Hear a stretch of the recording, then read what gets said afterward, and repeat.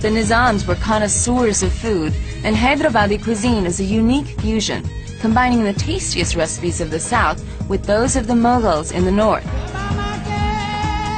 Master Chef Mehboob Alam Khan invited me to his home to cook his specialty, the biryani. Now, you passed me on that papaya paste.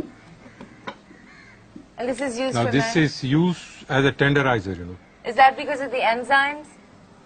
Yes. The fruit acids? Yes, the enzymes in it, you see, it tenderizes the milk. Please give me that ginger garlic paste. Garlic and ginger. Now, this is a common ingredient for most of the Indian cooking, you know.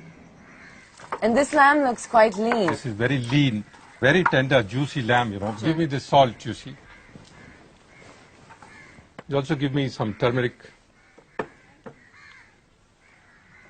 Where did you learn to make this biryani? Oh, at my house, from my mother. We still use the age-old technique of using copper vessels. Give me the red chilies. See, now people are using aluminium and other things. But you will never get the taste, you see, what you get it in copper and on charcoal fire. See, some cinnamon stick. Can you tell me about why you use the copper 1 or 2 cloves. vessels? Now, that is for the cooking, you know. Copper is the best conductor of heat, you know. You will see that we cook on very slow fire. Elaichi, cardamom. And you leave the shell on. This is the basic marinade. Now you mix it up.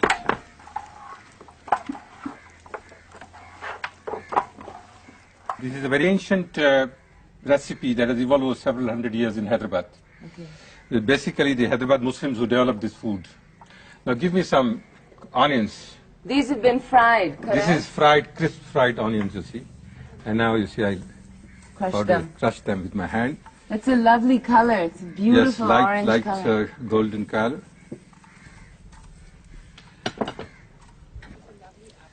Now, you use curds. Do you make this yogurt at home? We make it at home, everything at home.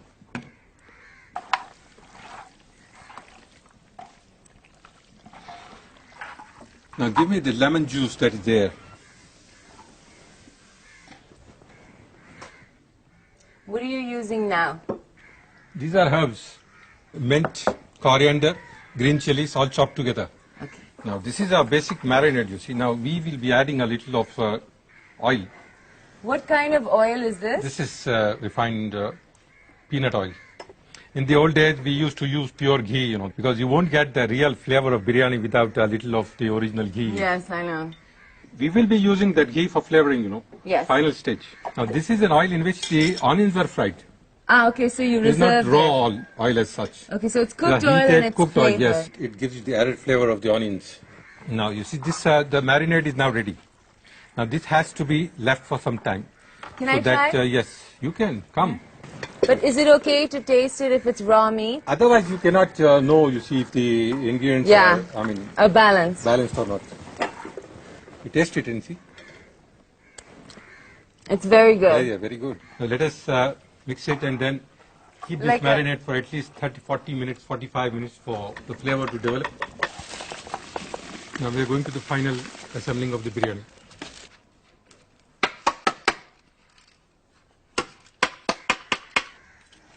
This is ghee mixed with the water from the boiling rice. From the rice.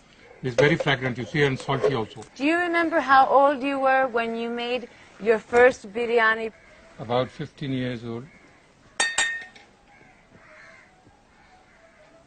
And what's this? Now this is saffron, boiled along with milk. Whole milk.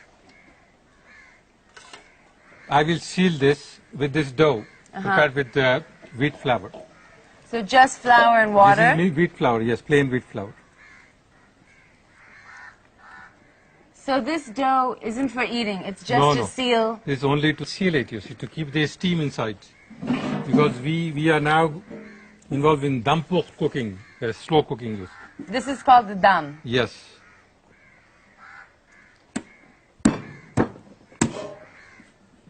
He will put it on fire now.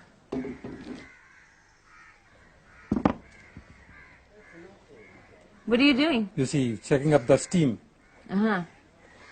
Oh, Smelling nice. biryani? Yes. Yes. I smell so now the you see cloves. the time. It's cooking now. Okay. After we remove it. So what's he doing now? He's removing some of... Putting it on dum. Now this should cook for at least another 40 minutes. Wow, okay. Now this biryani is done. Nikal. That's a great trick with the raw. Yes. Smells really good. Now you see.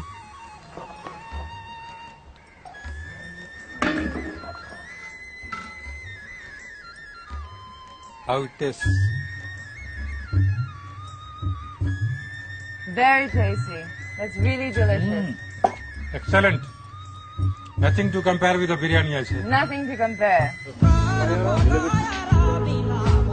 Every week, Mehboob invites 200 children from the local schools for a meal, and he insists that the more people you cook for, the better the flavor.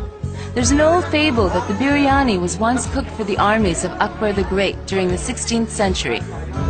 They would march for a whole day without stopping, and the cooks would prepare the dish at the beginning of the day, filling great earthenware pots with lamb and rice, sealing them with dough and strapping them to the sides of elephants. On arrival at their evening camp, the troops would feast.